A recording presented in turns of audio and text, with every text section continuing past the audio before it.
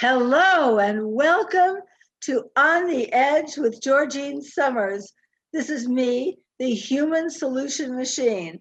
And today I have this fantastic guest, fabulous guest. It's a woman who really has a way with words. I want to welcome Beth Freely to the show. Hi, Beth. How are you doing? I'm good, Georgene. How are you? Pretty bloody good now that you're here with me. So we're going to have some fun today. So I'm just going to jump right in. I'm going to sort of ignore that lovely little starred teddy bear behind you. My And Captain America teddy bear. that's right. And I'm going to just jump in and say, I know you have a very rich educational history. So what got you to want to start to write? I've always been a writer from the time I was a kid. I have been writing in some form or another. I can blame George Lucas and Star Wars for this. Star Wars was the very first formative movie that helped kick off my imagination. Growing up as a kid in upstate New York, I had a lot of land to run around, outside in, and for years I was chasing stormtroopers and, just acting out my imagination and stories and stuff. And, ultimately got to the point where I couldn't, quite run around the yard chasing stormtroopers anymore. And so, I turned it into writing. In third grade, I won my very first writing contest. Everybody in the school had to submit a story, and I submitted this little short story about a monkey named Topaz and the adventures he goes on through the jungle until he finds another family. And I won. And as far as I know, the book is still in the library of my elementary school. Wow. Well, I can testify to the fact that you have a phenomenal imagination, girl. I really can. And I want to just like sort of segue over to the legend of Saint Pierre. Oh my God, girl. What I want to know is what got you going with pirates? And this book is so rich in both character and history. And so, first of all, I want you to tell everybody what got you into this topic, and then on top of that, what kind of research did you have to do for the characters and really for your background? Because you are doing swashbuckling pirates here, girl. Um, so I've always had a fascination with pirates. I don't know why. I think it's just because the culture is so rich. And then a little movie by the name of Pirates of the Caribbean comes Oh out. yeah. Good old Johnny Depp doing his thing. He's always been one of my favorites. So here he comes on the scene as Captain Jack Sparrow, and I'm like, oh no, I'm in trouble now. And the Legend of Captain St. Pierre actually started out as a fan fiction based on Pirates of the Caribbean. My best friend and I just started writing it for fun. And we got about halfway through the story and we just kind of looked at each other and we're like, what are we doing? We've got something here. And so we finished the story and then we went back in and we completely rewrote it and turned it into an original story about Bronwyn and Igraine.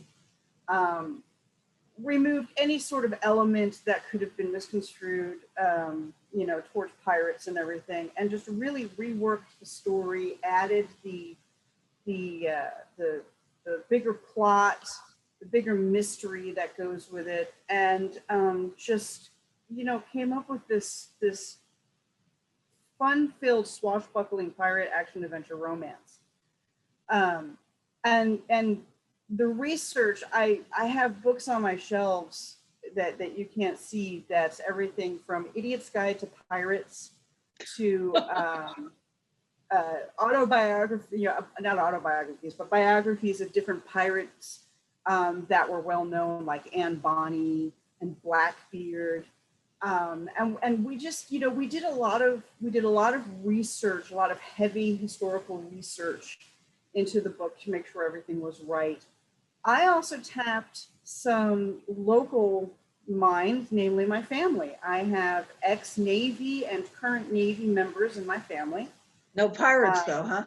No pirates? No pirate. Well, we're all kind of pirates in our own way. I couldn't I've done, resist. I've gone to the Ren Fair dressed as a pirate, so I'm the pirate of the family, and I have a cousin and my one niece. We're the three pirates.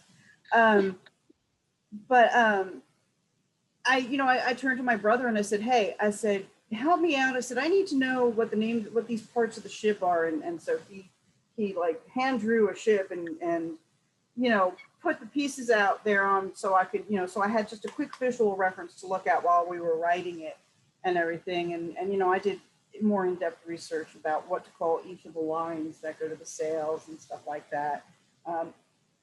What the islands look like back then, because the Caribbean islands were considerably different than they are now.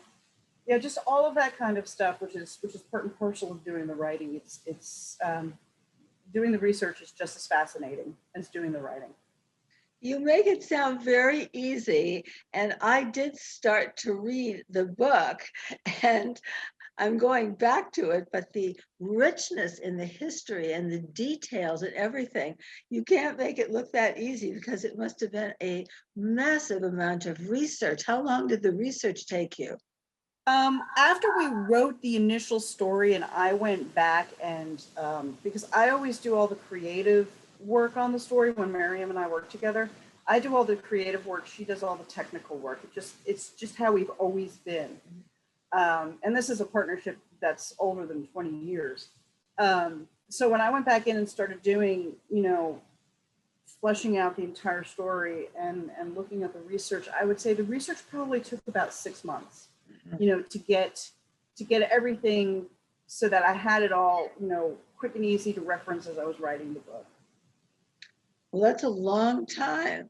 Now, how do you find working with a partner? Because you mentioned, I don't know if you've worked with Miriam on other books, but how do you find working with a partner? I enjoy the partner writing. Mhm. I do enjoy the back and forth with a partner. I can write just as easy with one as without. I've done a lot of partner writing with my niece over the years, and I've kind of used that to mentor her in her own writing.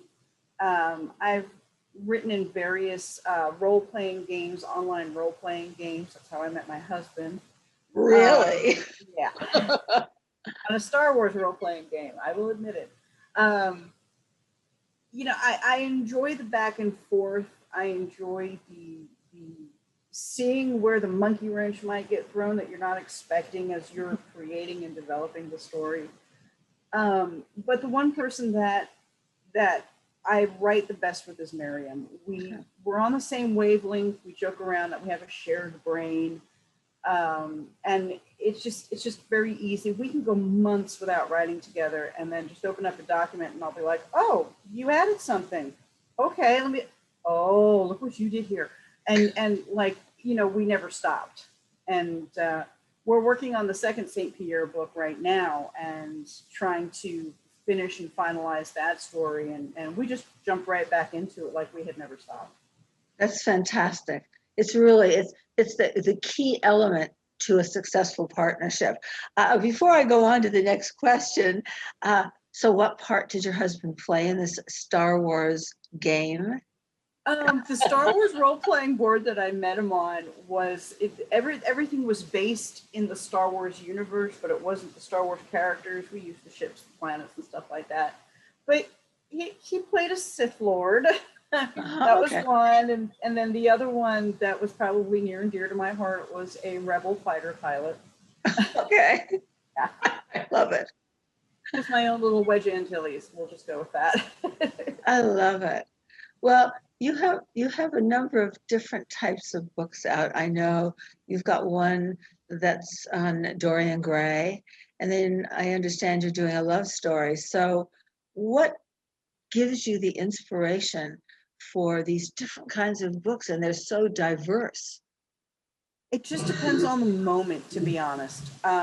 Behind the Eyes of Dorian Gray started out as a fan fiction. And I won my publishing contract with that book. Basically, I was sent a link to a contest, and before I could even decide if I wanted to enter it, Miriam paid the $25 fee. She said, "All right, there you go. You got 6 months." And I'm like, I don't have anything for this. And so I started looking around and I did the research on Dorian, found out he was in public domain. I said, all right, I said, well, let me see what I can do with this. And so, between my love of the original novel and then, just being reintroduced to the character via TV and movies and everything, Behind the Eyes of Dorian Gray came to light. The Lock, which is the romance that you mentioned that I'm hoping to put out this year, not hoping, will put out this year. Thank you. Was inspired by two things. One was Maroon 5 song "Unkiss Me," and the other thing was an audiobook that I listened to, narrated by Richard Armitage, who people would know as Thorin Oakenshield in the Hobbit movies. It was a poem by Christopher Marlowe called "The Shepherd to His Love," and there was just something about that poem. And I heard that I was heavy into listening to Maroon 5 at the time, and the actual last scene of the book is what popped up in my head first. And I was like, what am I going to do with this? I'm like, all right, hold on, let me write the scene. So I wrote the very last scene of the book first before I ever started the book. And it just kind of grew from there. One of the books that I'm getting out this year, called Beyond the Steps of Stone, a friend of mine came to me with a story premise, and she's like, do you think you could do something with this story premise? And it's a post-apocalyptic. And I was like, yeah, I'll probably come up with something. And I started working on it, and it has gone through a couple of different iterations. But with that book, it was just my love of good old-fashioned science fiction. It's fascinating. It's fascinating. That and my love of Mayan culture, because it also takes place in Lamani, Belize, where all the Mayan and Inca temples are. And so I kind of wove that into the story.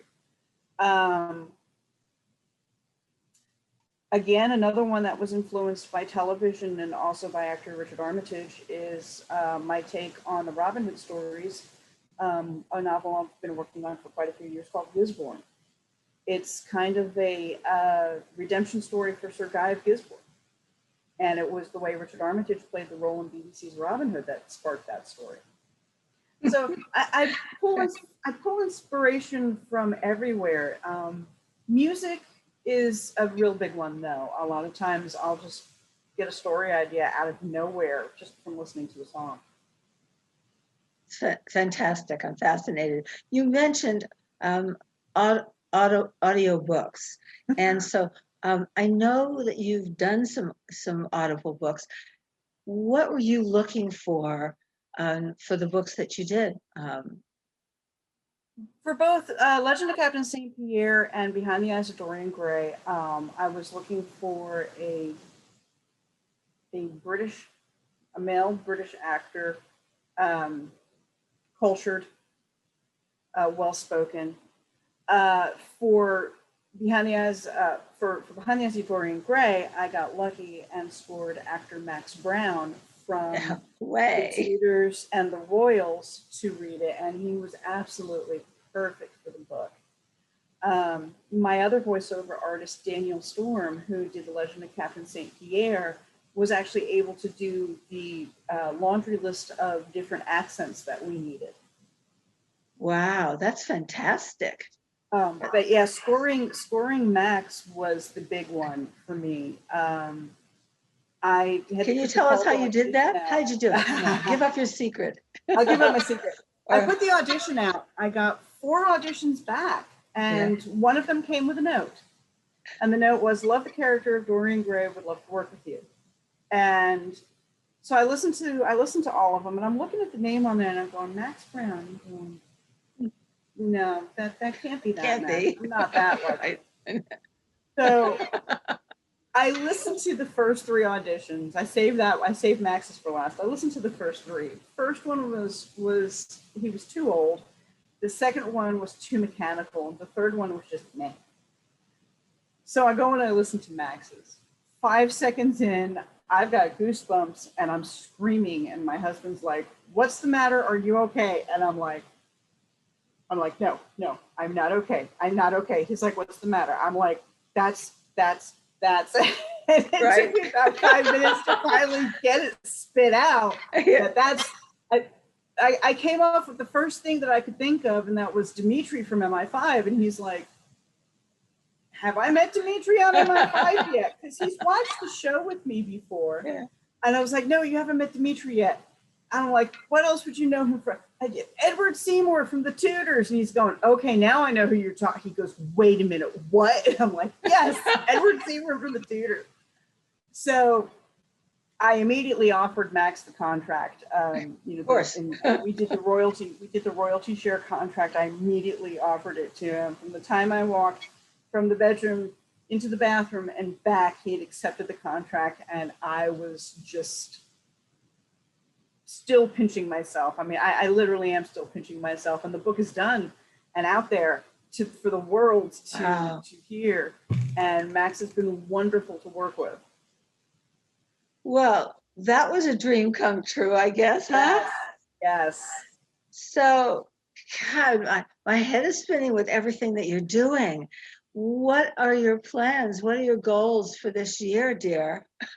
For this year is to get out The Lock, which will be the next one to come out, hopefully by the end of this month, followed by Beyond the Steps of Stone. And if those are the only two that I get out this year, that's fine. But Beyond the Steps of Stone, for me, has to be out this year, because that is the book that my father loved the best. And this year is the 15th anniversary of his passing. So for me, this book has to go out this year.